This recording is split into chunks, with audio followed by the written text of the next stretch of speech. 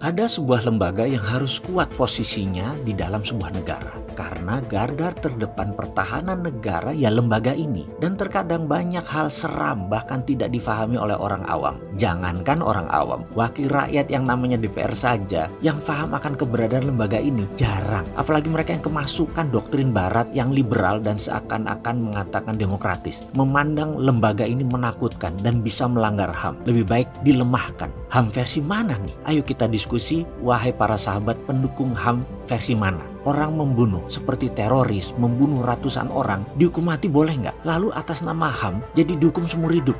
Kalian tahu nggak berapa biayanya ongkos ngurusi seorang pembunuh bajingan seperti itu? Murah? Ya enggak lah, mahal. Amrozi, Imam Samudra dan lain sebagainya waktu sebelum dieksekusi, negara itu membuang uang 6 miliar hanya untuk ngurusi mereka. Lalu ada yang memuja HAM ala barat dan banyak lagi akademisi kaum humanis ala barat meminta Indonesia menegakkan HAM ala barat. Barat yang mana bos? Amerika gitu. Ini fakta. Di penjara Guantanamo banyak orang ditahan tanpa disidang, tahunan malah ditahannya atas nama Patriot Act. Bisa dilakukan. HAM mana seperti itu? Di Amerika NSA, National Security Agency atau NSC, National Security Council, bisa melakukan banyak hal yang jauh lebih kejam dari HAM manapun. Menahan, menangkap, merekam, menginterogasi dan bisa tanpa court approve. Terus di mana HAM-nya? Malah Indonesia saat ini lembek banget, terlalu lemah terhadap kejahatan kelas kakap atau extraordinary crime. Tapi hebatnya lagi, Indonesia bisa mengkriminalisasi apapun. Kalau sahabat adalah bagian dari justice fighter atau defense army,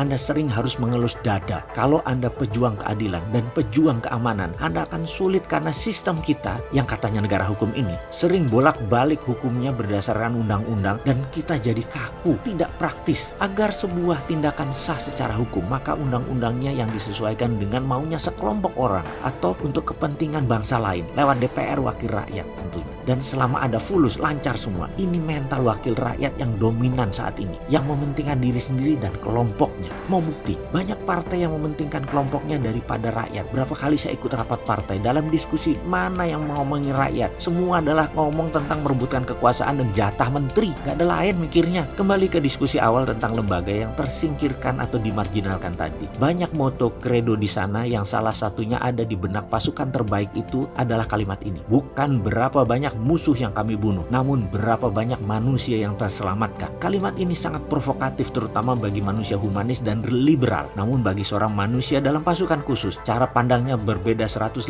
derajat dari kaum liberal humanis. Seperti dalam moto barusan, banyak yang tidak suka dengan doktrin perang, doktrin survival yang ada kata membunuh sesama makhluk Tuhan. Kejam? Ya benar. Oke, saya beri sebuah fakta. Kalau Anda memimpin 1,4 miliar penduduk, bangsa Anda ingin bangsa itu 100 tahun lagi ada. 500 tahun lagi negara Anda itu tetap ada. Bangsa Anda utuh. Kalau mau tahu bangsa itu dalam kurung bangsa Cina gitu ya. Kalau Anda pemimpin sebuah bangsa yang penduduknya berjumlah 370 jutaan kira-kira. Dan 200 tahun lagi bangsa itu mungkin menjadi 1 miliar penduduknya. Anda ingin bangsa tersebut tetap besar, tetap survive, tetap mengontrol dunia. Dalam kurung bacanya Amerika ya. Sejarah mencatat sejak ratusan tahun bangsa Eropa menaklukkan dunia baru tujuannya untuk survival kelangsungan bangsanya sendiri. Jadi sekarang ini semua adalah sebuah tindakan mengatasnamakan demi dalam tanda petik survival of a nation. Demi mempertahankan hajat hidup bangsa dan negaranya. Coba kita lihat fakta 70%, 80% perang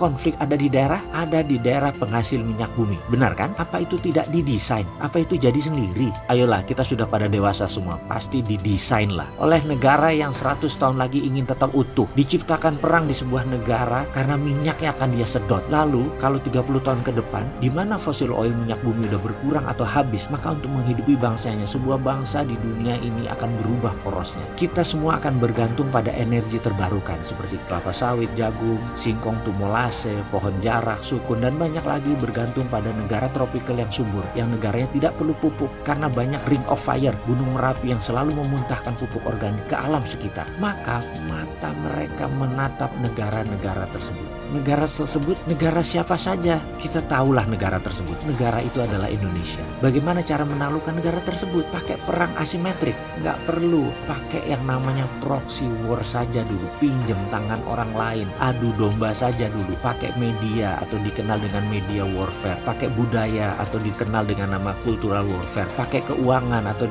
namanya currency warfare. Pakai media warfare. Dan pakai demo. Dan banyak lagi sudah dilakukan dan akan dilakukan. Hati-hati. Saran saya adalah gunakan lembaga yang saya sebut di awal video ini sebagai solusinya.